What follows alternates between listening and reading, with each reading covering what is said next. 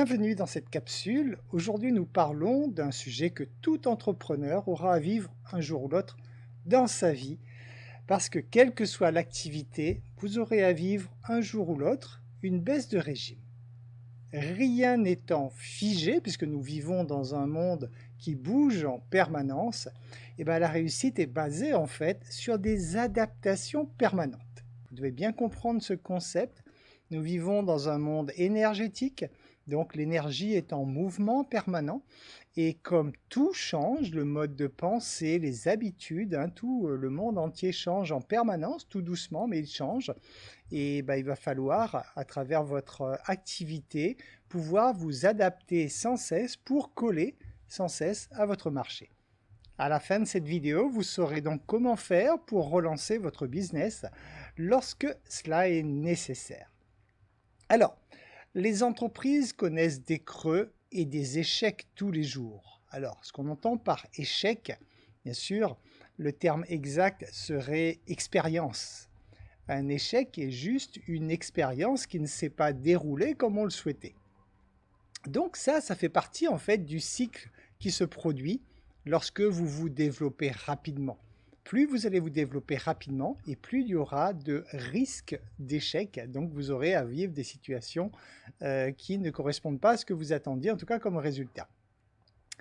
Il y a donc des moments où les choses ne vont pas se passer comme prévu. Mais en fait, ces défis, ils peuvent être surmontés, fort heureusement, avec un peu de patience et surtout avec une stratégie adaptée. Donc, les échecs sont nécessaires pour évoluer parce qu'ils font partie en fait de l'apprentissage continu. Vous savez que dans la vie, vous testez sans cesse. C'est un petit peu le principe d'une torpille. Une torpille ne va pas droit directement vers sa cible, mais en fait, une torpille oscille en permanence en allant quelquefois un peu trop à gauche. Il y a un radar sur la torpille qui la ramène vers sa cible et à un moment elle s'en va trop à droite et elle est ramenée avec le radar et ainsi de suite. Et c'est comme ça effectivement que la torpille va vers sa cible. C'est exactement pareil pour vous. Vous allez avoir une cible, un objectif à atteindre et vous allez expérimenter et à chaque fois vous allez devoir rectifier, réajuster pour pouvoir aller vraiment vers votre cible. Vous avez certainement eu à expérimenter dans certaines choses. Peut-être qu'avez-vous déjà connu au cours de votre expérience professionnelle une période de déclin et vous avez peut-être réagi rapidement en cherchant de nouveaux marchés. Donc c'est un peu le réflexe, effectivement. Il n'y a plus suffisamment de ventes, je pars vers de nouveaux marchés. Dans la précipitation, vous avez peut-être pensé qu'il fallait proposer vos services à davantage de gens. C'est une façon de voir les choses, bien sûr. Peut-être que vous avez cherché à baisser vos prix si vous vendiez des produits, même des services, ou alors que vous avez cherché à donner davantage de services pour le même prix. Vous avez aussi peut-être cherché tout simplement à changer de métier, peut-être. Mais en fait, tout ceci est inutile si vous répondez oui à cette question. Y a-t-il un marché dans ce que je propose? Eh oui, peut-être que vous avez eu du mal à maintenir votre entreprise à flot, qu'il n'est pas simple pour vous d'attirer de nouveaux clients. Si c'est le cas, rassurez-vous, vous n'êtes pas seul, déjà. En fait, de nombreuses entreprises se trouvent naturellement dans cette même situation. Quelle est donc la solution? Comment faire pour rebondir? Comment faire pour remettre son entreprise à flot? Vous le savez déjà, vous devez avant tout persévérer, bien sûr. Ça, c'est la clé essentielle. Et fort heureusement, il y a des solutions. La toute première question à vous poser lorsque vous êtes à la tête d'une entreprise ou que vous voulez vous lancer aussi en tant qu'entrepreneur, en fait, c'est effectivement de vérifier que le marché existe. C'est la seule condition indispensable. C'est-à-dire, est-ce qu'il y a des gens qui sont prêts à vous payer en échange de vos produits ou de vos services? Ça, c'est le marché. C'est la seule condition essentielle. Donc, à vous de vérifier que ce marché existe. Alors, s'il n'existe pas, ou alors que votre marché est en fort déclin, Vous voyez, hein, ça se mesure un marché avec des études de marché, avec des chiffres officiels. Donc si vous voyez que c'est un marché qui est en fort déclin ou qui n'existe pas tout simplement dans ce que vous vouliez vous lancer, là effectivement il faudra envisager de changer de métier parce que ça ne servirait à rien de proposer une offre où il n'y a pas de public en face prêt à acheter en fait. Par contre, si votre marché il existe, donc si vous êtes conscient que le marché il est là, il est bien présent, votre question en fait devrait être: comment puis-je faire pour mieux satisfaire mes clients? C'est ça la clé essentielle. Si le marché existe, la seule question c'est de savoir comment vous allez pouvoir faire pour répondre au mieux à votre marché. Et vous pouvez donc naturellement à ce moment-là modifier votre stratégie de marketing, bien sûr. Vous devez essayer de nouvelles tactiques, vous devez revoir votre façon de travailler actuelle si celle-ci ne porte plus suffisamment ses fruits, bien sûr. Une fois que vous êtes certain que le marché existe, vous devez avant tout faire prendre conscience aux gens qu'ils ont un problème. Sans problème, personne en fait n'a besoin de votre solution, ça c'est évident. Donc ce qui se passe, ce n'est pas que les gens n'ont pas de problème, c'est qu'ils n'en ont pas pris conscience, ce qui est complètement différent.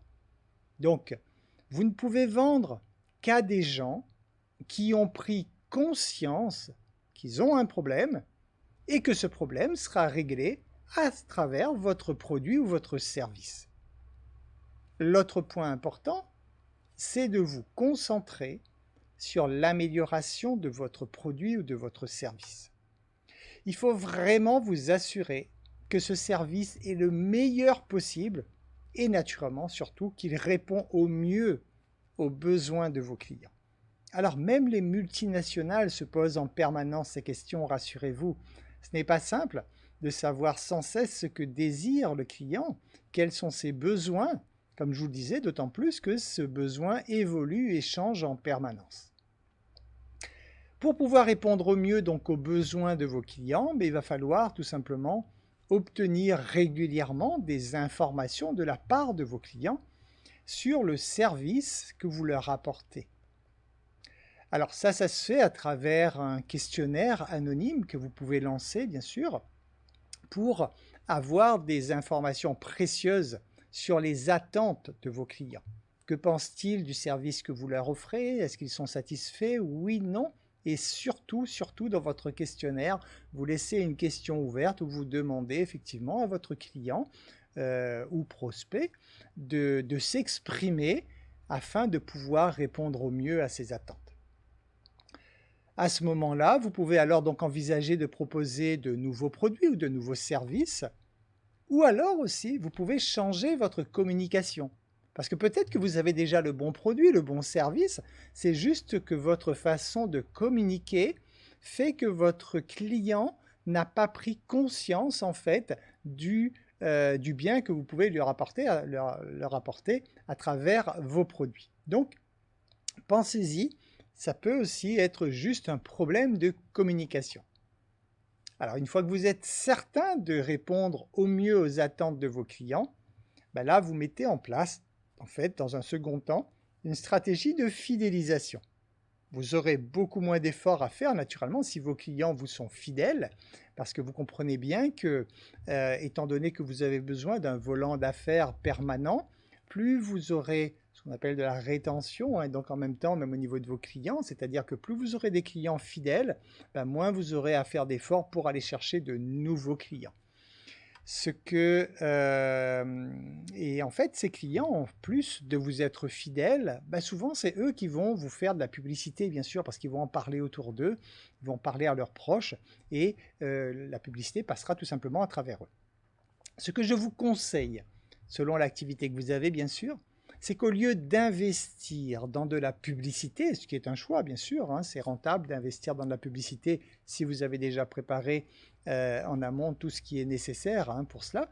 Mais au lieu d'investir dans la publicité, moi je vous conseille en fait d'investir sur votre client. Investissez sur votre client dans le sens de lui offrir le meilleur service possible. Et c'est cet investissement qui va vous rapporter, parce que la meilleure publicité, effectivement, viendra directement de votre client. Sachez que dans la mesure où l'environnement ne change pas, je dis bien dans la mesure où l'environnement ne change pas, ce qui n'est pas le cas, mais admettons un cas où l'environnement serait figé, dites-vous bien que si vous n'avez pas de résultat et que si vous continuez à répéter sans cesse les mêmes actions, effectivement vous aurez les mêmes résultats évidemment. Donc ça aussi, apprenez donc en fait à vous réinventer chaque jour. Apprenez à le faire et pour vous réinventer, en fait la formule elle est simple, vous devez mesurer ce qui fonctionne et ce qui ne fonctionne pas. Comme le monde est toujours en permanence en train de bouger, c'est uniquement lorsque vous testerez, vous mesurerez et vous agirez en conséquence que vous pourrez toujours en fait être en phase avec votre public.